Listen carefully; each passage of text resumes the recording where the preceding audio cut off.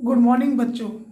आज हम लोग पढ़ेंगे हिंद चीन का चौथी वीडियो चौथा पार्ट में क्लास 10वीं का बिहार बोर्ड का देखते हैं। तो ये वीडियो था द्वितीय विश्व युद्ध में वियतनामी स्वतंत्रता। द्वितीय विश्व युद्ध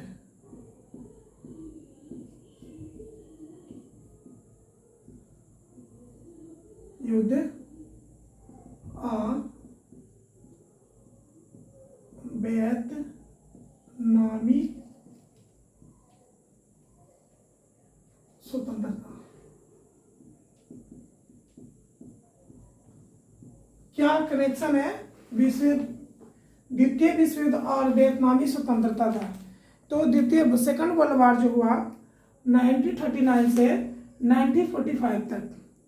अब इसमें हम लोग पढ़ते हैं कि क्या 1940 ईस्वी में फ्रांस जर्मनी से हार गया। पहला पॉइंट, 1940 ईस्वी में फ्रांस जो है जर्मनी से हार गया। मतलब ये द्वितीय विश्व युद्ध चल ही रहा है, जर्मनी से हार गया। मतलब बच्चों अभी आपका द्वितीय विश्व युद्ध चल रहा है, चलते भरे फ्रांस है जो जर्मनी से हार गया। अब हारने के बाद जर्मनी के हाथ में सत्ता चला गया। अब एक संधि के तहत अब जैसे ही फ्रांस हारा कौन? फ्रांस। सत्ता किसके पास चला गया? जर्मनी के पास। एक संधि के साथ जापान को हिंद चीन पर अधिकार हो गया। हिंद चीन पर किसका अधिकार हो गया बच्चों? जापान को। अब देखिए यहाँ पर द्वैध शासन हो गया, मतलब दो शासन हो गया। दो शासन किस पे हो गया? तो हिंद चीन पे। किस पे हो गया बच्चों? हिंद चीन पे। हिंद चीन पे दो शासन हो गया, एक जापान का एक फ्रांस का। अब ये कैसे हुआ? फ्रांस तो हारा जर्मनी से, लेकिन जर्मनी और जापान के बीच में बैठक हुआ। क्या किया? बैठक में कहा कि जापान को लो, तुम हिंद चीन को संभालो। अब हुआ क्या ये दोनों के बीच में कि सत्ता जापानियों के हाथ में और प्रशासनिक मुखौटा फ्रांस के हाथ में। कहने के मतलब बच्चों हिंद चीन जो था, हिंद चीन, अब सत्ता तो हो गया जापान के हाथ में, लेकिन जो मुखौटा मतलब जो दिखा रहा है मुखौटा वो हो गया फ्रांस के हाथ में। क्योंकि हिंद चीन पर शासन कौन कर रहा था बच्चों? फ्रांस कर रहा था। अब फ्रांस तो हार गया, लेकिन ये तो द्वितीय विश्व युद्ध लोग जान रहा था, लेकिन अभी भी फ्रांस के सेना, फ्रांस के लोग हिंद चीन पर अधिकार किए हुए थे। तो देखने से लग रहा था कि फ्रांस शासन कर रहा है, और फ्रांस को कौन अधिकार में लिए हुए था? जापान। कहने के मतलब राजनैतिक रूप से। जैसे हमारे यहाँ पहले क्या होता था कि किसानों से जो भी लगान के रूप में लेते थे वो जमींदार लेते थे, और जमींदार से कौन ले लेता था? अंग्रेज। तो मेन रूप से अंग्रेज शासन कर रहा था। उसी तरह से अब क्या हुआ हिंद चीन में कि हिंद चीन में फ्रांस तो सिर्फ दिखावा के लिए रह गया कि ये शासन कर रहा है, लेकिन फ्रांस को किसके राजनीतिक रूप से, लिखा पढ़ी के रूप से जापान शासन में आ गया। अब इसके कारण हिंद चीन को लोगों में एक दिमाग आइडिया आया कि दो शासन कर रहा है, तो दोनों के बीच में ये एक आइडिया लाए। आइडिया क्या था कि दोनों के विरुद्ध क्या कर दिया? आंदोलन किया। या आप इसमें पढ़ेंगे गुरिल्ला युद्ध। गुरिल्ला युद्ध क्या है आप हो सके इसको लिख लिए होंगे। 1940 में फ्रांस को जब जर्मनी से हार हुआ, ये अभी द्वितीय विश्व युद्ध चल ही रहा है। ठीक है, हम इसको इरेज करते हैं। अब देखिए हो ची मिन्ना का नाम आप लोग सुने थे, वही हो ची मिन्ना जिनको पथ प्रदर्शक कहते हैं, हो ची मिन्ना।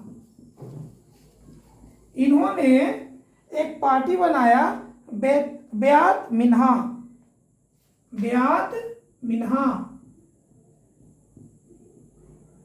मतलब इसका होता है वियतनाम स्वतंत्रता लिंग।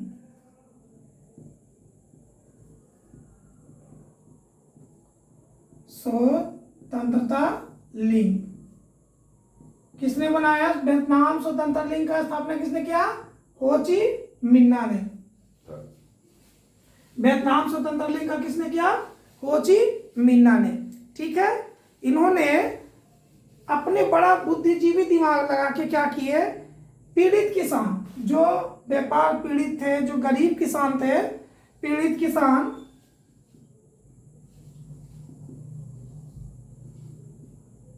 पीड़ित किसान, गरीब, जो सताया गया, दुकानदार, व्यापारी, व्यापारी हो, मजदूर, व्यापारी, मजदूर इत्यादि को शामिल कर लिए, इत्यादि को शामिल किए। अब देखिए बच्चों, ये कितना बुद्धि लगा है। एक वियतनाम स्वतंत्र लिंग का स्थापना किसने किया? हो ची मिन्ना ने। पीड़ित किसान, गरीब, सताया और व्यापारी सबको अपने कब्जे ले लिए और लेने के बाद एक युद्ध शुरू किया, जिसका युद्ध था छापामार युद्ध। छापामार युद्ध। अब देखिए छापामार युद्ध क्या है। छापामार युद्ध आप सुनते होंगे, छापा मारना आज के टाइम में पुलिस लोग करते हैं। तो छापा मारने का मतलब क्या हुआ?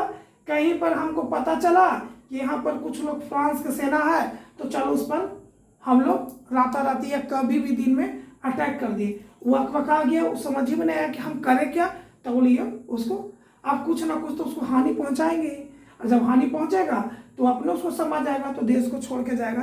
तो इन्होंने ऐसा किया। अब इतने में एक कहानी होता है, पढ़े थे 9th में, पर्ल हार्बर पर। पर्ल हार्बर पर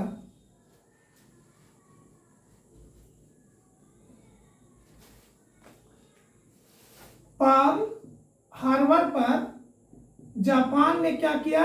बम गिरा दिया। पर्ल हार्बर पर जापान ने आक्रमण कर दिया। पर्ल हार्बर पर जापान ने आक्रमण कर दिया।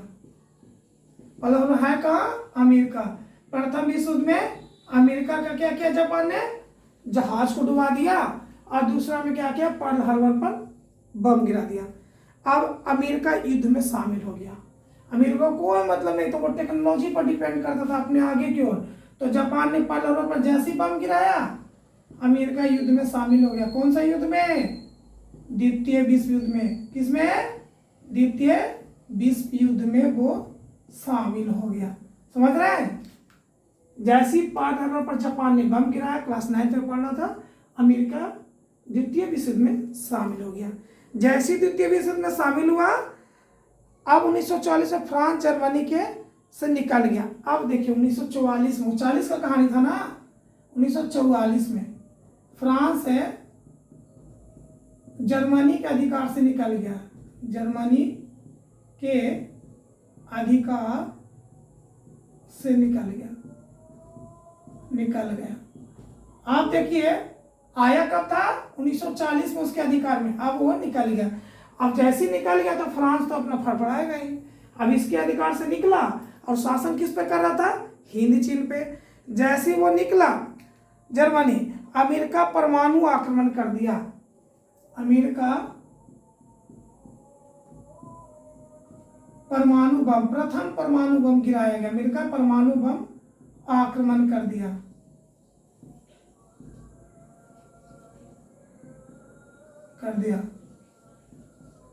सबसे पहले जापान का 2 क्षेत्र पर गिराया, एक हिरोशिमा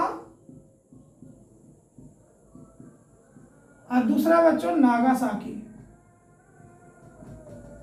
पर बम गिराया। यहाँ गिराया 6 अगस्त 1945 और यहाँ गिराया 9 अगस्त 1945। आप याद रखेंगे, पूछेगा प्रथम परमाणु बम अमेरिका ने किस देश पर गिराया? तो जापान पे गिराया।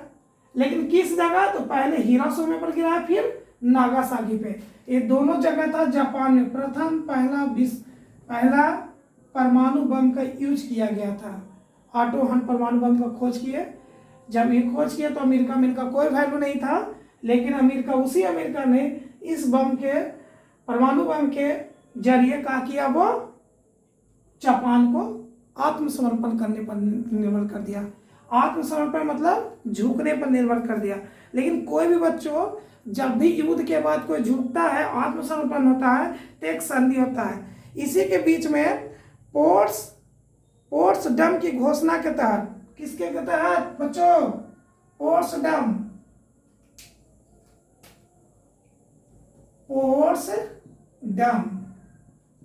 इसके घोषणा के तहत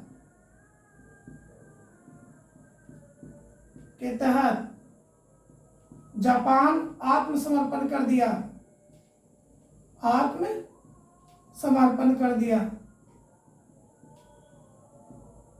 किससे? द्वितीय विश्व युद्ध से। किससे? द्वितीय सेकंड वर्ल्ड वॉर से, द्वितीय विश्व युद्ध से। आपको पता है ना द्वितीय विश्व युद्ध कब पता हुआ था? 1939 1945।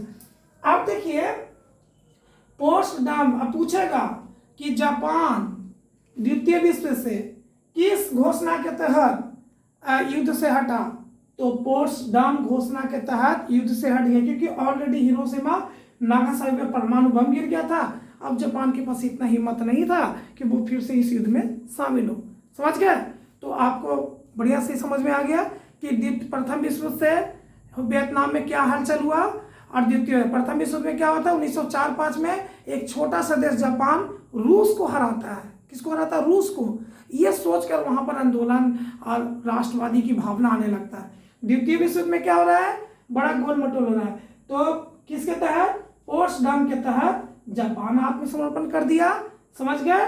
और सबसे पहले बम कहाँ गिरा? हिरोशिमा पर। कौन सा बम? परमाणु बम का 6 अगस्त 1945 को, और नागासाकी पे 9 अगस्त 1945 को। हम लोग इसको आगे नहीं बढ़ते, सिर्फ क्लास 10वीं तक ही सीमित रखते हैं, क्योंकि इस पे भी आगे बढ़ सकते हैं। ठीक है, अब इसको हम इरेज कर रहे हैं। और जापान ने अमेरिका के किस जगह पे बम गिराया? पर्ल हार्बर, द्वितीय विश्व युद्ध में। आप 9th क्लास में अच्छे तरीके से पढ़ लिए होंगे, और इसी कारण वो अमेरिका युद्ध में शामिल होता है। दोनों युद्ध में पहले नहीं आया है, उसको जब कुछ हो रहा है तब वो आया है, मतलब छेड़ा तो छोड़ा नहीं। अब आगे देखिए, अब इस तरह से बच्चों क्या हुआ कि धीरे धीरे अब वहाँ फ्रांस के पास अब इतनी ताकत नहीं रहा था, इतना ताकत को हिंद चीन पर फिर से अधिकार कर ले।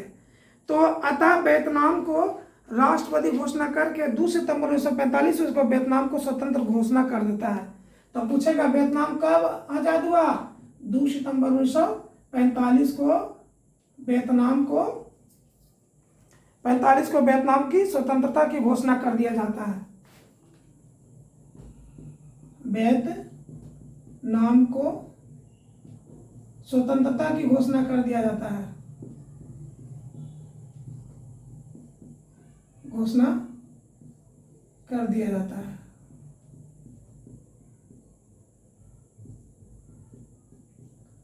अब देखिए बच्चों, अब कहानी में ट्विस्ट आएगा। जैसे ही वियतनाम स्वतंत्रता की घोषणा कर दिया गया, किसको? वियतनाम को स्वतंत्रता की घोषणा कर दिया गया। अब देखिए, अब क्या था, इस तरह से बहुत सारे राज्य थे।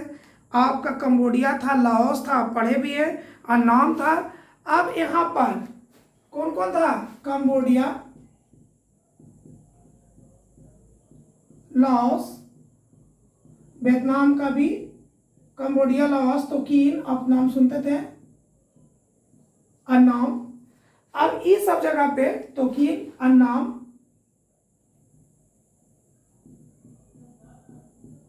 इस सब पर फिर से राजतंत्र हो गया।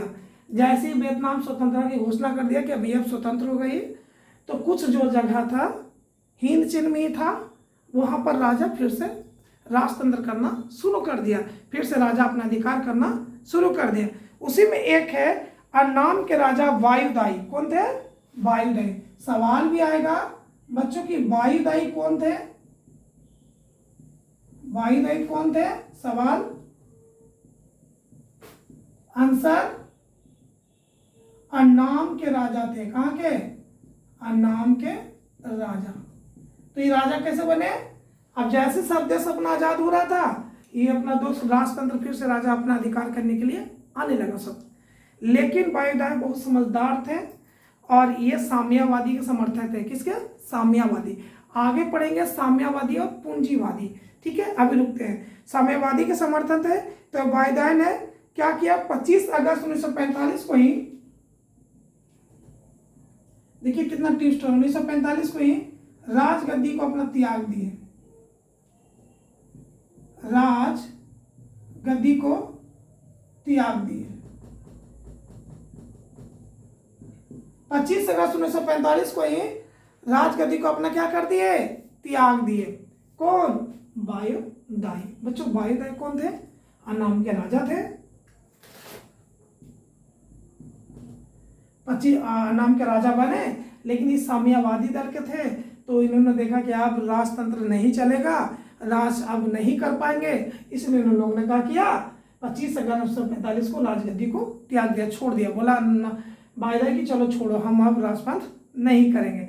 और ये एक वियतनाम की तरह, वियतनाम एक गणतंत्र बन गया। वियतनाम क्या बन गया? एक गणतंत्र बन गया। हम आशा करते हैं कि आप यहाँ तक वीडियो समझ गए होंगे।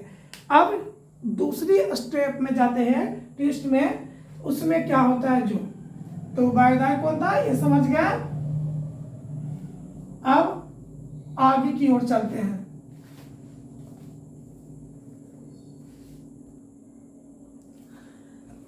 अब उसमें टॉपिक में अब आता है हिंद चीन पर फ्रांसीसी की क्या नीति रही। अब जैसे द्वितीय विश्व समाप्त हुआ, सब अपने अपने रास्ते पे आया। जैसे इंग्लैंड दक्षिण पूर्वी एशिया पर शासन कर रहा था भारत पे, तो फिर अपना शुरू किया, सब अपना शासन करने, शायद ज़्यादा दिन तो न टिका, आपको हम सबको भी पता है, लेकिन अपना अपना शुरू कर दिया। द्वितीय विश्व युद्ध के बाद दक्षिण पूर्वी एशिया पर अपना शासन किया, तो फ्रांस को भी याद आया कि भाई हम भी तो हिंद चीन पर शासन कर रहे हैं। तो हम लोग मेन मुद्दे पे आते हैं, तो फ्रांस को भी लगा कि हम भी तो हिंद चीन पर शासन कर रहे हैं, तो चलो हिंद चीन पर शासन किया जाए। तो फ्रांस की घोषणा के कारण फ्रांस ने बड़ा दिमाग लगाया कि एक यूनियन बनाए, यूनियन में उपनिवेश होगा। उपनिवेश का मतलब जो जब कोई देश दूसरे देश पे आर्थिक, सामाजिक और सांस्कृतिक रूप से शासन करता है, उसे हम लोग उपनिवेश के रूप में मानते हैं। अब क्या है कि एक महासंघ हुआ है। ये दिमाग क्या लगाया कि भाई आप लोग का एक यूनियन होगा, हम सब की यूनियन होगा, उसमें हिंद चीन भी होगा, जो महासंघ का एक भाग होगा। ऐसा वो कहा कि यूनियन होगा और हिंद चीन का एक भाग होगा। फ्रांसीसी सेना ने क्या किया, जापानी सेनाओं को हटा के, फ्रांसीसी सेनाओं ने जापानी सेनाओं को हटा के सौगान एक जगह का नाम है, वहां पर किसको, कौन सा सेना हटा के, जापान के सेना को हटाकर, कौन हटाया, फ्रांस की सेना। कहाँ, कौन सा क्षेत्र पे, सौगान पे। जैसे सौगान पर पहुंचा तो वहां पहुंची तो यह छापामार युद्ध याद है ना, हो ची मिन्ना का वियतनाम स्वतंत्रता लिंग, हो ची मिन्ना की याद है ना, वियतनाम स्वतंत्रता लिंग, वियतनाम स्वतंत्रता लिंग। तो वियतनाम स्वतंत्रता लिंग किसने बनाया था, हो ची मिन्ना। अभी कुछ देर पहले पढ़ा है, हो ची मिन्ना। इन्होंने, इसी के पार्टी ने छापामार कर दिया। कहाँ किया, सौगान पे। जैसे सौगान पर किया, छापा मार युद्ध कर दिया। इसमें भयंकर युद्ध हुआ। अब फ्रांसीसी सेना को फंस गया, वहां फ्रांसीसी सेना घेरा गया। जापान की सेना को कौन हटाया, फ्रांस। फ्रांस की सेना पर छापामार युद्ध किया कौन, तो हो ची मिन्ना ने। ऐसा भयंकर किया कि फ्रांस की सेना फंस गई, फ्रांस की सेना उसी में उलझ गया, बच गया। अब बच गया तो अब फ्रांस की सेना जीत नहीं पाता, तो वहां पर एक संधि होता है। हम जब भी बोले युद्ध होगा, कुछ भी होगा, तो एक संधि होगा। तो उसी में बच्चों एक संधि हुआ, जिस संधि का नाम था हम लोग को हनोई समझौता। कौन सा, हनोई। पूछेगा हनोई समझौता क्या है, तो लिखिएगा 1946 में हनोई समझौता हुआ था। हनोई समझौता किसके किसके बीच, 1946 में हनोई समझौता हुआ फ्रांस और वियतनाम के बीच, फ्रांस और वियतनाम के बीच, फ्रांस और वियतनाम के बीच।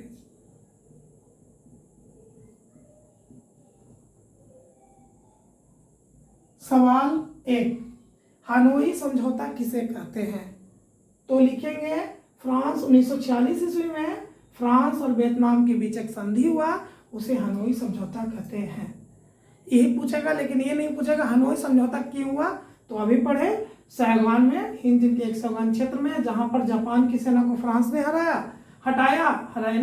हटाया तो फ्रांस की सेना को छापामार युद्ध किया। कौन? हो ची मिन्ह ने, जिसके कारण फ्रांस की सेना फंस गई। तो दोनों के बीच में एक समझौता हुआ, उस समझौता का नाम पड़ा बच्चों हनोई समझौता। क्या नाम पड़ा? हनोई समझौता। समझ गए? हनोई समझौता किसे कहे? आपको समझ में आ गया होगा कि 1946 ईस्वी में वियतनाम और फ्रांस के बीच एक समझौता हुआ, उसे हनोई समझौता कहते हैं। क्यों हुआ वो भी आप समझ गए होंगे। ठीक है, अब आगे की ओर चलते हैं। इस तरह से धीरे धीरे फ्रांस ने कोचीन चीन में पृथक सरकार स्थापित कर लिया। अब हम इसको में डालते हैं, बोर्ड छोटा इसीलिए। अब देखिए, अब यहाँ पर क्या करता है फ्रांस, कोचीन चीन में अपना फिर से ये अपना बदमाशी दिखाता है और यहाँ पर अपना सेना स्थापित कर लेता है। कहाँ? कोचीन चीन में। जैसे ही स्थापित करता है बोलता हनोई समझौता खत्म, अब हनोई समझौता नहीं रहेगा। अभी हनोई समझौता हुआ, ये आपको पूछा गया सवाल में तो आपको देना होगा कि हनोई समझौता कब हुआ? 1946 में। किसके किसके बीच? फ्रांस और वियतनाम के बीच हुआ।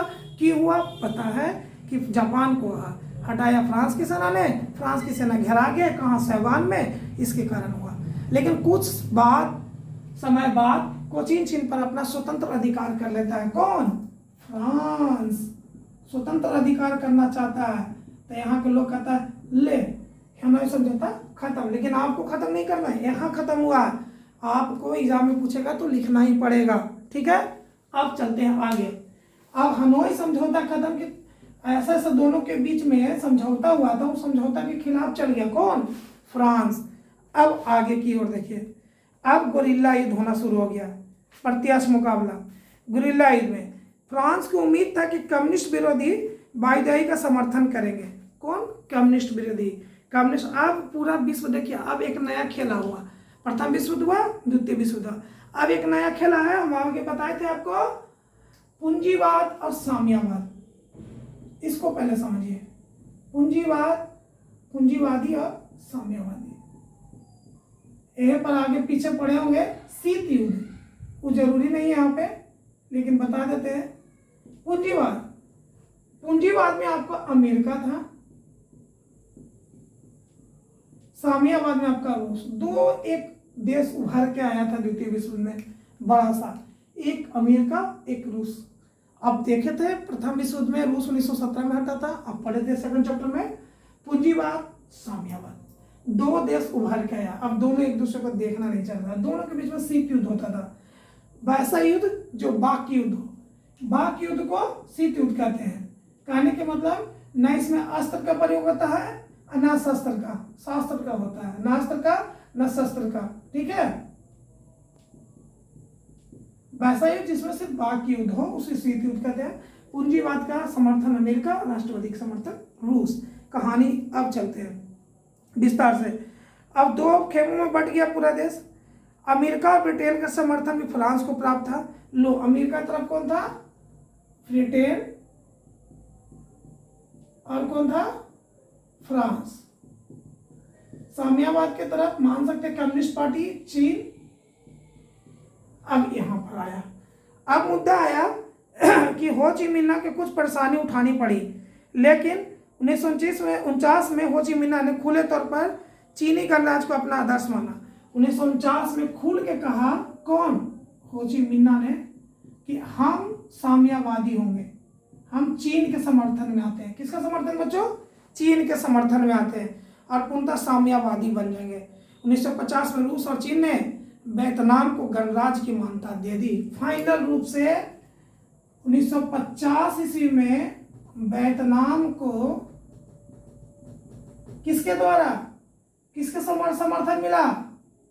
रूस और चीन के समर्थन से वियतनाम एक गणतंत्र देश बन गया, एक गणतंत्र देश की स्थापना हो गई। किसको? 1900 गणतंत्र मिल गया। किसको मिला? 1950 में वियतनाम को गणतंत्र की स्थापना। किसके सहारे? रूस और चीन के सहारे। क्यों? क्योंकि हो ची मिन्ह साम्यवादी थे। क्या थे? साम्यवादी।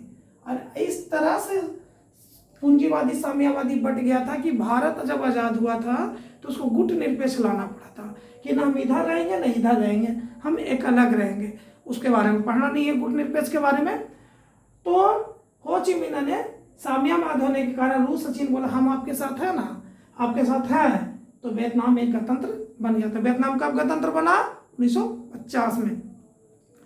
कहानी के आगे की ओर बढ़ते हैं। अब देखिए खेला हुआ, हम इसको मिटा रहे हैं, आप समझ गए। वियतनाम गणतंत्र कब बना? 1950 में। किसके सहारे? रूस और चीन के सहारे। ठीक है, अब कहानी चलते हैं आगे।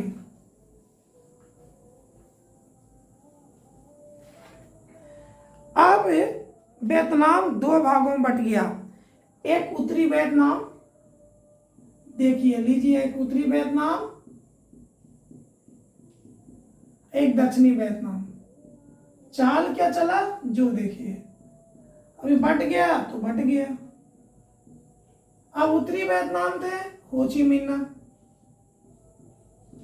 अब हो ची मिन्ह थे साम्यवादी,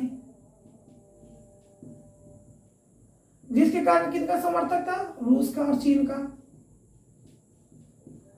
अब दक्षिणी वियतनाम में क्या किया? फ्रांस अपना दिमाग लगाया और बायोदाई, याद है अन्नाम के राजा बायोदाई, जिसने त्याग पत्र दे दिए थे।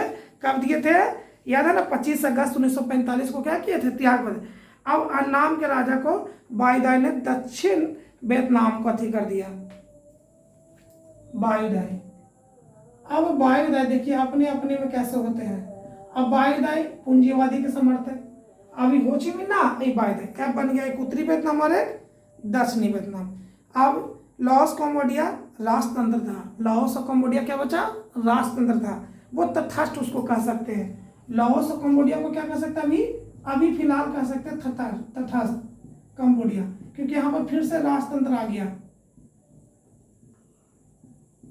इसलिए तथास्थ कहते हैं। इसके बाद कोई कहानी अभी नहीं, आगे पढ़ेंगे। तथास्थ रह गया, तथास्थ था, तथास्थ होने कोई मतलब नहीं अपने से। अब इन्होंने क्या किया कि दोनों के बीच में गुरिल्ला युद्ध हुआ। कंबोडिया के सारे दक्षिण वियतनाम पर सब शासन करते थे। इस कारण 16,000 फ्रांसीसी आत्मसमर्पण किए और दियाने फू पर साम्यवादी का अधिकार हो गया। एक जगह का नाम है दियाने बियाने फू, एक जगह का नाम है, 16,000 सैनिक उसको अथी कर दिए, दियाने फियाने दियाने बियाने फू पर साम्यवादी का अधिकार होगा। किसका अधिकार हो गया? साम्यवादी का। बच्चों समझ रहे हैं, हो ची मिन्ह साम्यवादी, रूस चीन का समर्थक, दक्षिण वायुदय का, फ्रांस का एक चाल था, ये दोनों के बीच में ये रहे। अब साम्यवादी ने जीत गया। आज की वीडियो यहीं तक। अब कहानी आता है, आगे पढ़ाएंगे अमेरिका। अमेरिका अब इसमें हस्तक्षेप करता है। क्यों करेगा? क्योंकि ये किसका समर्थक था? पूंजीवाद का। और धीरे धीरे क्या हो रहा है? साम्यवाद बढ़ रहा है। अमेरिका इस चीज को बर्दाश्त नहीं करेगा, क्योंकि साम्यवाद मतलब रूस का क्षेत्र बढ़े या रूस के समर्थन में देश आए, उस चीज को रोकने के लिए अमेरिका हस्तक्षेप करता है। किसमें? हिंद चीन में। किसमें करेगा बच्चों? हिंद चीन के देश में, हिंद चीन में देश में। अब हिंद चीन के क्षेत्र में अमेरिका का हस्तक्षेप आएगा, वो पढ़ेंगे नेक्स्ट वीडियो में हम लोग कहानी के रूप में। वीडियो देखने के लिए धन्यवाद, थैंक यू। लाइक और सब्सक्राइब कर दे। जय हिंद, जय भारत। थैंक यू बच्चों।